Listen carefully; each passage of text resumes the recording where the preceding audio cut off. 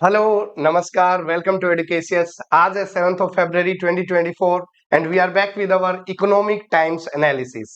कल हमने एक पेटीएम से रिलेटेड की पेटीएम का जो टोटल क्राइसिस है वो किस चीज से रिलेटेड है, क्या बिजनेस इंपैक्ट रहेगा, क्या कंसर्न है और आगे क्या होगा, व्हाट नेक्स्ट, ये सब हमने एक डिटेल्ड आर्टिकल हमने ऑलरेडी डिस्कस किया था जिसका लिंक डिस्क्रिप्शन बॉक्स के अंदर दिया हुआ है। आज अपना इकोनॉमिक टाइम एनालिसिस के जो भी इंपॉर्टेंट मुद्दे हैं, जो भी इंपॉर्टेंट एस्पेक्ट्स हैं, वो शुरू करते हैं। Let's start with that. First one is ED probe on Paytm horizon, CEO knocks on FM's door. कल हमने बात की थी जहां पे पेटीएम ने ये बोला था कि अभी हमारा neither the company NOR the CEO R being investigated by enforcement directorate, की दोनों पे ही कोई हमारी ईडी की ऐसी छानबीन नहीं चल रही है। अभी कवायद ये लगाई जा रही है कि शायद ईडी इसके अंदर आगे इन्वेस्टिगेशंस शुरू कर सकती है। तो इसी के चलते जो सीईओ हैं, दरवाजा खटखटाया है हमारे फाइनेंस मिनिस्टर निर्मला सीतारमण जी का, और उससे पहले आरबीआई के ऑफिशियल से भी उन्होंने मुलाकात की थी। The directorate of enforcement, that is ED, is likely to initiate a formal probe into Paytm to investigate the issues flagged in the reference from RBI. And the Paytm founder and chief executive Vijay Shekhar Sharma on Tuesday met the finance minister Nirmala Sitharaman in the backdrop of the banking regulators action against the fintech firm. तो RBI ने जो action लिया है Paytm के खिलाफ, उसके चलते जो सीईओ हैं विजय शेखर शर्मा, जिसको हम फाउंडर भी बोल सकते हैं, उन्होंने हमारे फाइनेंस मिनिस्टर निर्मला सीतारमण जी से मुलाकात की। 3 फरवरी को ये कयास लगाए जा रहे थे, बताया जा रहा था कि आरबीआई और ईडी के बीच में बातचीत चल रही है regarding some FEMA regulation violation. FEMA or foreign exchange management act के तहत जो फेमा के रूल्स होते हैं उनकी वायलेशन या फिर मनी लॉन्ड्रिंग से रिलेटेड। इसके चलते नवंबर के अंदर आरबीआई ने ईडी को एक चिट्ठी लिखी थी, उसके बदले में बाद में ईडी ने अभी एडिशनल इंफॉर्मेशन भी मांगी है आरबीआई से। तो इसके डिनायल में स्टॉक एक्सचेंज पे 4 फरवरी को जो कंपनी है पेटीएम पेमेंट बैंक, उन्होंने अपनी स्टेटमेंट फाइल की, जिसके चलते कहा कि हमारा अभी कोई भी ईडी इन्वेस्टिगेशन नहीं कर रही है। Neither the company NOR it's founder और सीईओ आर बीइंग इन्वेस्टिगेटेड। जो मीटिंग हुई है अभी फाइनेंस मिनिस्टर के साथ, सीईओ जो शर्मा है उन्होंने फाइनेंस मिनिस्ट्री को एक्सप्लेन किया कि the company's position with regard to various issues flagged by the regulator। जो आरबीआई ने जो इश्यूज उठाए हैं जिसके तहत रिस्ट्रिक्शंस लगाई हैं डिपॉजिट लेने को या फिर पेटीएम पेमेंट बैंक से के जो भी सर्विसेज ऑफर करती हैं, उससे रिलेटेड उन्होंने अपने एस्पेक्ट समझाए, अपनी कंपनी से रिलेटेड जो भी इश्यूज थे वो एफएम को बताए, और उन्होंने आश्वासन दिया कि we are ready to comply with the provisions raised by the banking regulator। MCA slaps fresh notice on Bharat पे।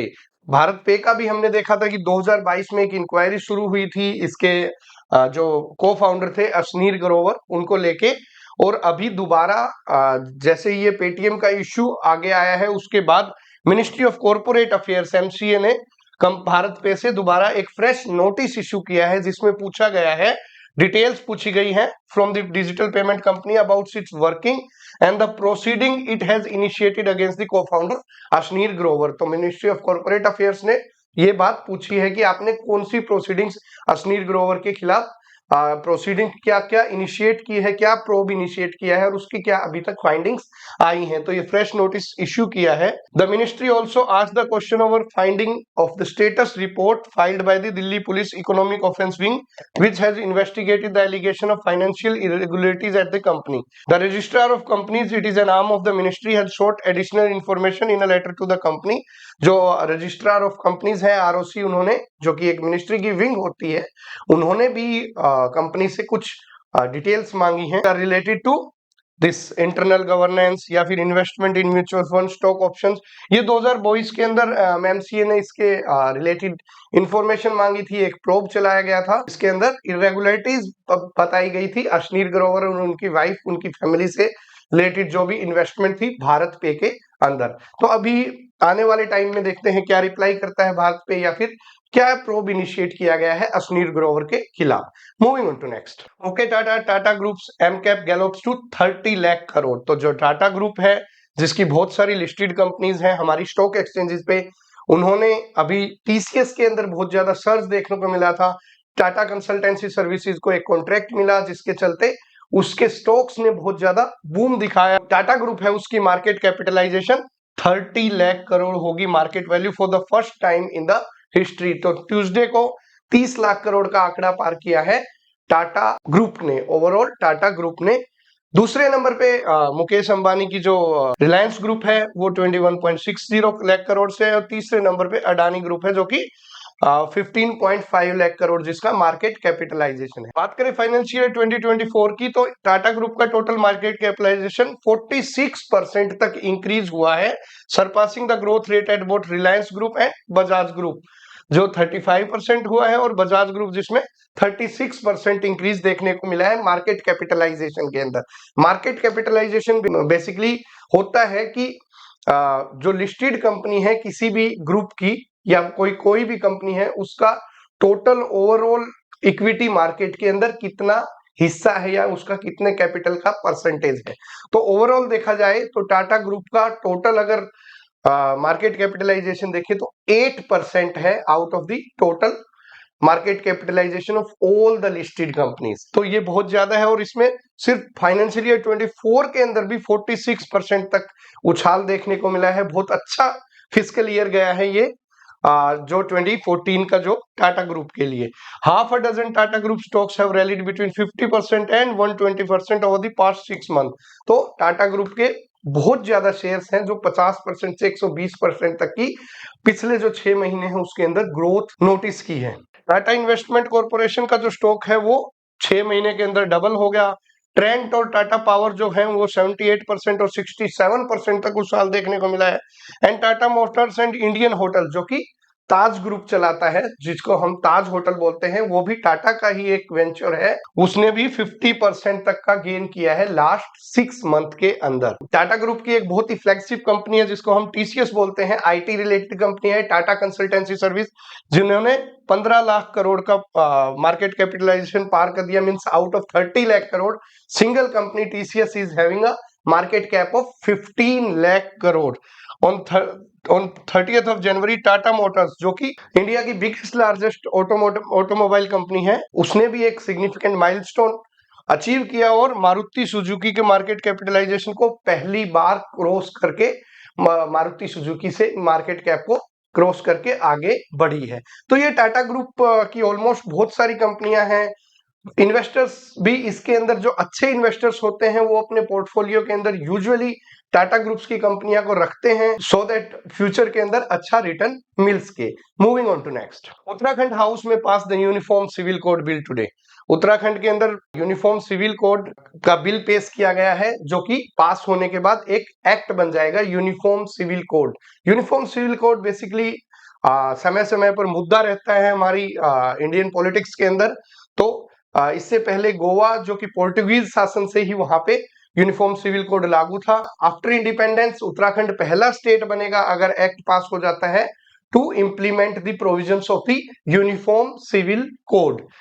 सो the uniform civil code bill which aims to govern and regulate laws relating to marriage and divorce, succession, live-in relationship and matters related thereto।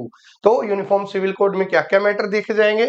Marriage का, divorce का, succession का, live in relationship का और इनसे related और भी matters Uttarakhand की assembly में इंट्रोड्यूस किया गया, जिसके चलते वेडनेसडे को, मतलब आज, इसके पास होने की कयास लगाए जा रहे हैं कि ये एक एक्ट बन जाएगा। And Uttarakhand will become the first state to implement the UCC post independence.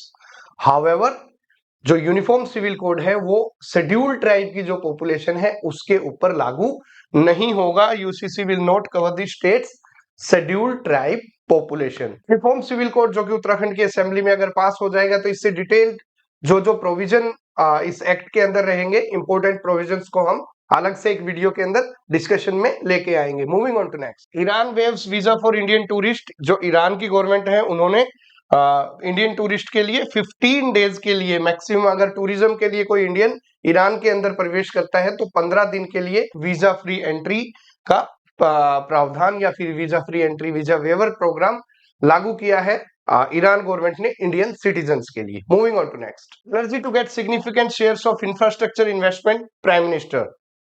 तो जो हमारे प्राइम मिनिस्टर हैं नरेंद्र मोदी जी, वो अभी गोवा में इंडिया एनर्जी वीक के इनॉग्रेशन के दौरान बोल रहे थे। मोदी जी ने बताया इंडिया के अंदर जो इन्वेस्टमेंट है एनर्जी सेक्टर में वो बहुत ज्यादा एक्सपेंड हो रही है along with refineries and natural gas network. उन्होंने बजट को भी देखते हुए कहा कि बजट के अंदर भी 11 लाख करोड़ का प्रावधान, अभी रिसेंट जो बजट आया है उसमें 11 लाख करोड़ का प्रावधान दिया गया है। And we have investment of approximately 10 lakh crore in infrastructure, जिसके अंदर एनर्जी इंफ्रास्ट्रक्चर सबसे बड़ा उसके अंदर एक पहलू रहेगा। India is increasing its energy supply capacity to meet the growing demands of the country as it expands railways, roadways, waterways, and airways.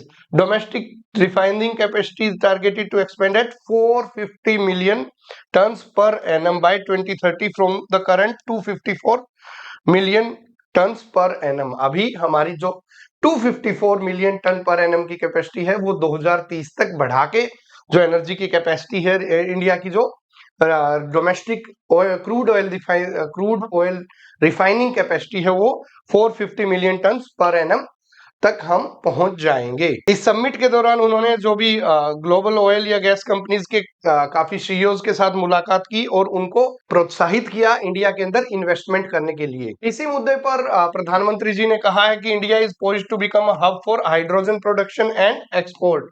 सो जो अभी हमारा एनर्जी सेक्टर में जहां पे हाइड्रोजन प्रोडक्शन की ओर, ग्रीन हाइड्रोजन प्रोडक्शन की ओर जोर दिया जा रहा है, जिसके चलते अडानी ग्रुप और रिलायंस ग्रुप दोनों ही गुजरात के अंदर, हमने रिसेंटली इकोनॉमिक टाइम एनालिसिस में देखा था कि उन्होंने जो वाइब्रेंट गुजरात समिट के दौरान प्लेज ली थी that they will invest heavily in the field of green hydrogen sector in Gujarat. तो गुजरात में काफी हाइड्रोजन सेक्टर के, हाइड्रोजन एनर्जी से रिलेटेड सेगमेंट काफी इन्वेस्टमेंट पे जोर दिया जा रहा है। इस मुद्दे के दौरान भी प्रधानमंत्री जी ने बताया कि India will become a hub for hydrogen energy production. इसी दौरान उन्होंने जो हमारा सोलर मिशन है उसके ऊपर भी जोर देते बताया कि India will empower 1 crore families to become self sufficient in energy. तो अभी जो सोलर पॉलिसी के अंदर बदलाव किया गया है, जो हमने ऑलरेडी डिस्कस किया था, उसके तहत सोलर रूफटॉप प्लांट्स लगाए जाएंगे जिनके अंदर बहुत सारी जो पावर पीएसयूज हैं उनको ये जिम्मा दिया गया है कि आप ये इस प्रोग्राम को सक्सेसफुल बनाने के लिए जो पब्लिक सेक्टर अंडरटेकिंग है रिलेटेड टू पावर, वो इस स्कीम्स को इंप्लीमेंट करेंगे by using various provisions of the solar schemes. Moving on to next, government plans to lease strategic oil space to private companies. तो हमारे जो स्ट्रेटेजिक ऑयल रिजर्व्स हैं जो कि 3 जगह पे हैं, one is Mangalore and Padur in Karnataka and Visakhapatnam in Andhra Pradesh. तो इनकी टोटल कैपेसिटी है 5 मिलियन मीट्रिक टन। अभी गवर्नमेंट इस प्रयास में है कि 1/5 of the strategic petroleum reserve, जिसको हम एसपीआर बोलेंगे, स्ट्रेटेजिक पेट्रोलियम रिजर्व, उसका 1/5 हिस्सा जो प्राइवेट ऑयल कंपनीज हैं उनको टेंडरिंग के थ्रू या फिर एक्सप्रेशन ऑफ इंटरेस्ट के थ्रू उनको लीज आउट करे। About 0.75 MMT of capacity in Mangalore and about 2.25 MMT in Visakhapatnam is currently vacant and it need to be filled. तो ये जो दो कैपेसिटी है वहां पे 0.75 MMT मैंगलोर के अंदर और 0.25 विशाखापट्टनम में अभी भी करंटली वेकेंट है। इसी के लिए जो ऑयल कंपनीज हैं उनको ये लीज आउट किया जा रहा है। ये कंपनी है ISPRL जो कि इंडिया का टोटल स्ट्रेटेजिक पेट्रोलियम रिजर्व है उसको मैनेज करती है। This is a public sector undertaking इन इस तो इस कंपनी ने अभी एक्सप्रेशन ऑफ इंटरेस्ट इनवाइट किए हैं एनर्जी प्लेयर से for the leasing out of this strategic petroleum reserves. Moving on to next, Petronet renews the LNG deal with Qatar on better terms. तो हमारी जो पेट्रोनेट कंपनी है भारत की एक लिक्विफाइड नेचुरल गैस के इंपोर्ट को जो मैनेज करती है दैट इज पेट्रोनेट। तो पेट्रोनेट कंपनी है, उन्होंने कतर के साथ 7.5 मिलियन टन का जो लिक्विफाइड नेचुरल गैस एनुअली हम इंपोर्ट करते हैं कतर एनर्जी से, उस कॉन्ट्रैक्ट को 20 साल के लिए और एक्सटेंड किया है हमारे जो करंटली रनिंग कॉन्ट्रैक्ट्स को है। The supplies under the new contract will start from 2028।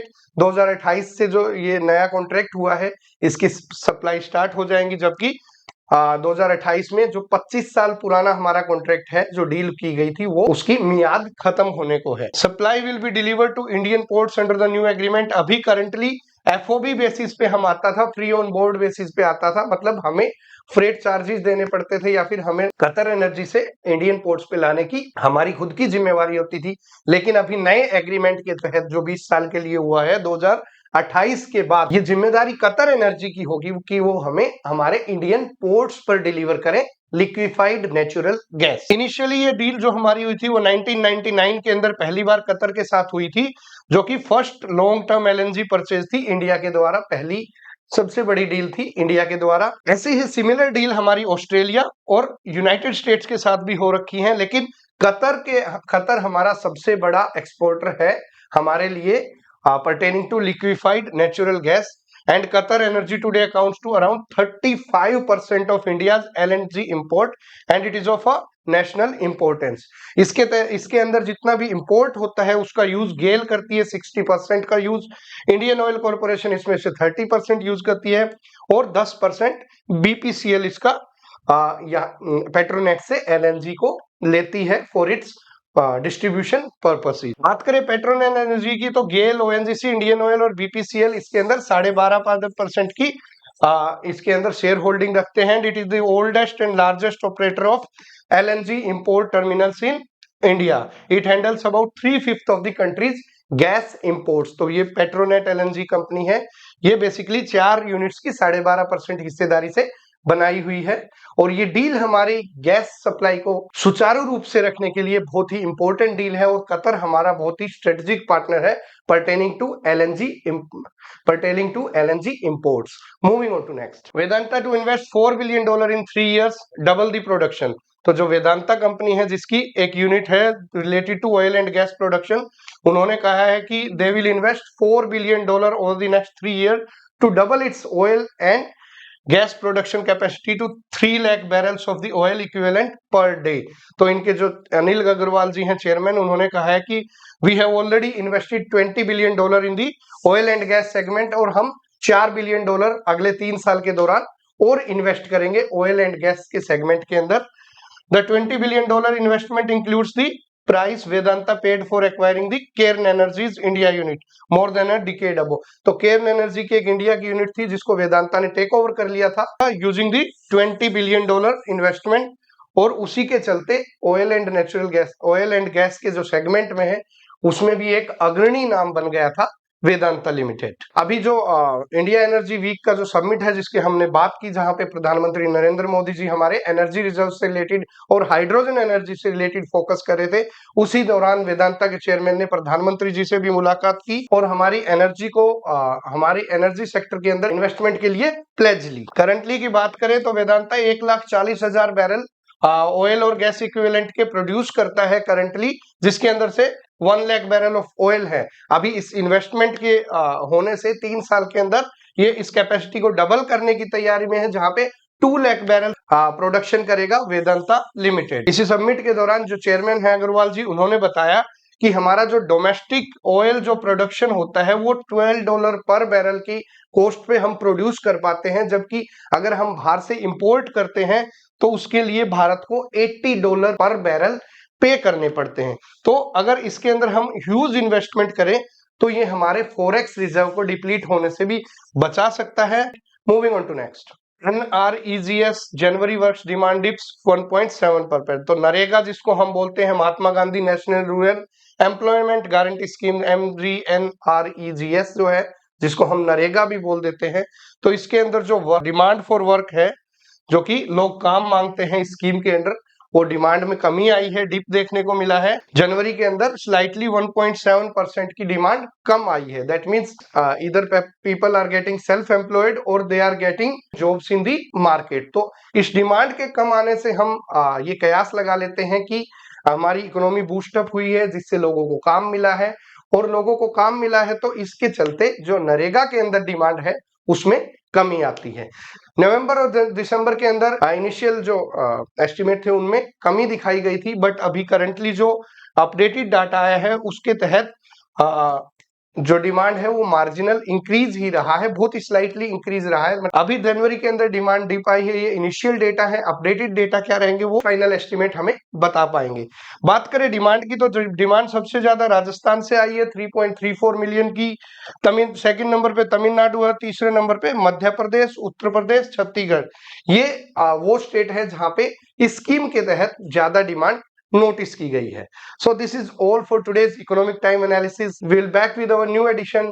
Till then, stay with me, stay with Educatius. If you like this initiative of Educatius to discuss the economic time analysis, do share it with your family and friends or the civil services fraternity. Let's wrap up today. Thank you very much. Jai Hind, Jai Bharat.